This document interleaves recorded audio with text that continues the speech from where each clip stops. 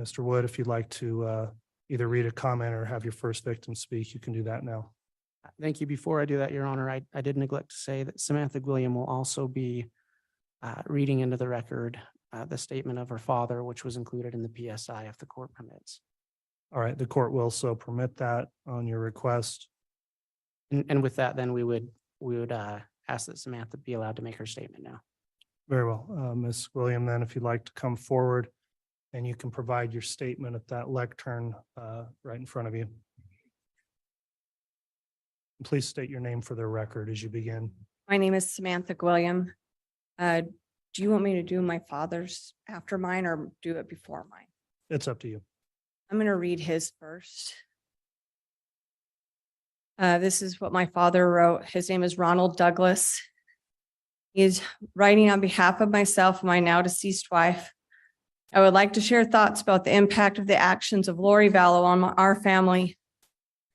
Tammy's death was unexpected and had a profound impact on all of us. We were barely into our recovery process when we learned of Chad's new marriage exactly 2 weeks after losing Tammy. We had no knowledge of missing children until we were visited by law enforcement officers and informed of Tammy's disinterment and autopsy. The drama began to unfold and the reason for the quick burial became apparent. Over the course of the following months, the ensuing revelations of deceit and intrigue caused extreme emotional stress on my wife, Phyllis. We became estranged from the Daybell children and began losing the close relationships we had with them. I'm sure they feel awkward about their father's actions and how Tammy's death was affecting us. We value them as grandchildren and want to keep them close to us.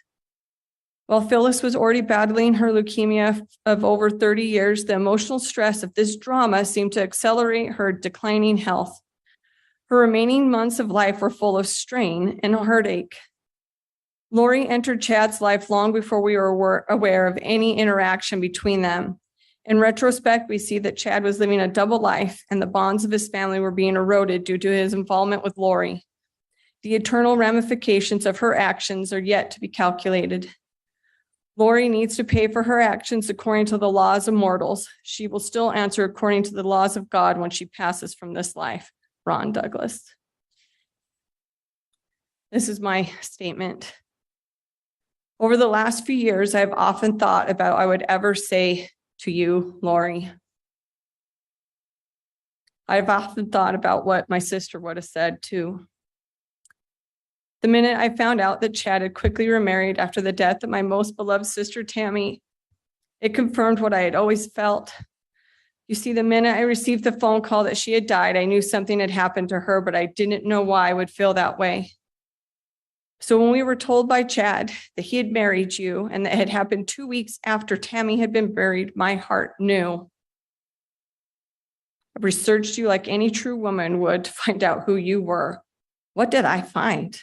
Lies. Everything about you that you tried to tell others is a lie.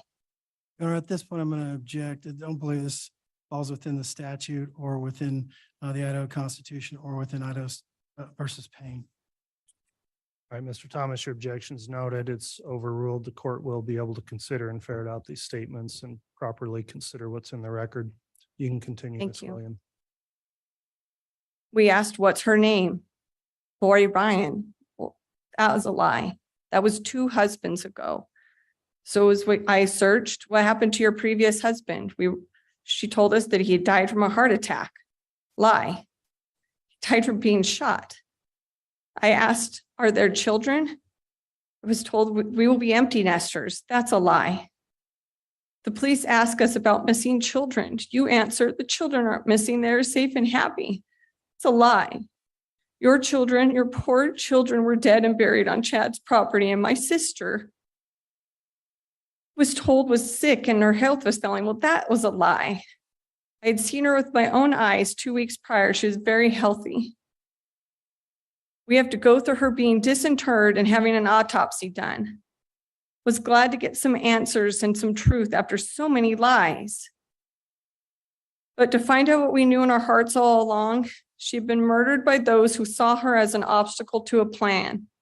You planned her murder just as much as you planned the murders of your own children and your previous husband. Why? Why plan something so heinous? You had an affair with a married man. You lied to yourself by what is okay to sneak behind the backs of your spouses. You are not exalted beings, and your behavior makes you ineligible to be one. But why pick Chad? He was an average guy, and you had married several men before him. He made you feel special and singled out. You tell yourself that you were high spiritual beings who have lived lives together through time. You felt powerful. This is too is a lie. But Chad has no real wealth. How will you live? You can easily have divorced your spouses and made your own perverted life together, but you need money. So you tell this story about people being dark and that they are zombies. This is how you justify who needs to be removed. You use this lie to justify the murders of 4 people whose deaths you profit from. But you could sit there and think, you've never met me and I don't know you. But I've always been able to tell when I am being lied to, and you are a liar, an adulteress, and a murderer. Because of the choices you made, my family lost a beloved mother, sister, aunt, and daughter. She is irreplaceable. She was 1,000 times the woman you will ever dream of being. Because of the choices you made, we have been hounded by media and those who revel in all of the salacious scandal you have stirred up. Because of you and your desire to get what you want at any cost, my family has been ripped apart. I helped raise Tammy's children. And because of you, they no longer have their mother or grandmother. And because of fear of losing another parent, they listen to the lies spewed by you and Chad. Our relationship is strained and most contact with them is gone. Your trial was the last thing my ailing mother had to live through. She declined in health as she heard through news reports all of the horrible things that happened, and she had to relive all the things we have tried to forget the last 4 years. My mother passed away in June, knowing that you will never come out of prison again. Her passing was marred by the fact that Tammy's children chose not to participate in her funeral because of fear of causing more drama. We were deprived of the chance to heal and have them realize how much we love them.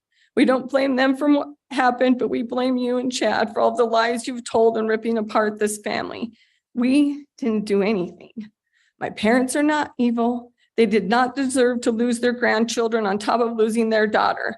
I did not deserve to lose the relationships of children I helped raise or a sister that was my dearest friend.